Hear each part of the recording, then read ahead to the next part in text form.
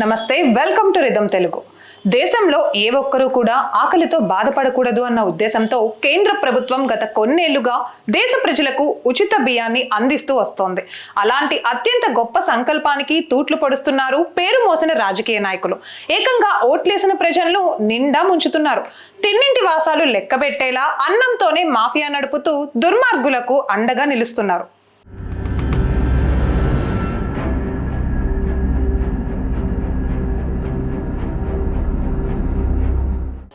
రూపాయలు విలువ చేసే ధాన్యాన్ని ప్రభుత్వం నుంచి తీసుకొని ఒక్క గింజను కూడా మిల్లింగ్ చేయకుండా అడ్డంగా దోచుకున్నట్లు తీవ్ర ఆరోపణలు ఎదుర్కొంటున్నారు బీఆర్ఎస్ మాజీ ఎమ్మెల్యే షకీల్. బోధన్ నుంచి 2 సార్లు ప్రాతినిధ్యం వహించిన ఈయన గారి పేరు ఆ మధ్య మీడియాలో మార్మోగింది. అప్పట్లో హైదరాబాద్ పంజగుట్ట దగ్గర ఈ షకీల్ కుమారుడు కారు నడుపుతూ బీభత్సం సృష్టించాడు. ఆ నేరాన్ని తన కొడుకుపై రాకుండా ఉండేందుకు తన అనుచరుణ్ణి జైలుకు పంపించాడు. ఈ కేసులో పంజగుట్ట పోలీస్ స్టేషన్ సిబ్బంది అందరినీ ట్రాన్స్ఫర్ చేశారు. ఇది వేరే విషయం.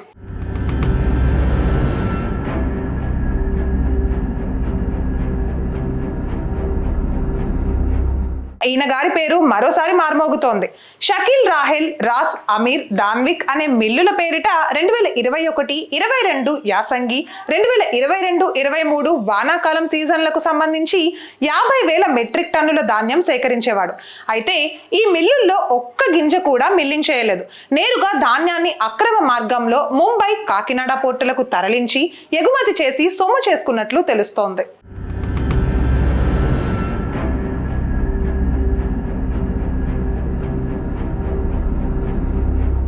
ఇక కేవలం 5,000 మెట్రిక్ టన్నుల పరిమాణంలో రీసైకిల్ బియ్యాన్ని పౌర సరఫరాల శాఖకు ఇచ్చిన షకీల్ దాదాపు 10,000 మెట్రిక్ టన్నుల ధాన్యాన్ని ప్రైవేట్ మిల్లర్లకు ఇచ్చినట్లు చూపించాడు. అధికారాన్ని అడ్డం పెట్టుకొని ఆ మిల్లుల యజమానులతో బలవంతంగా ధాన్యం తీసుకున్నట్లు లేఖలు ఇప్పించాడు.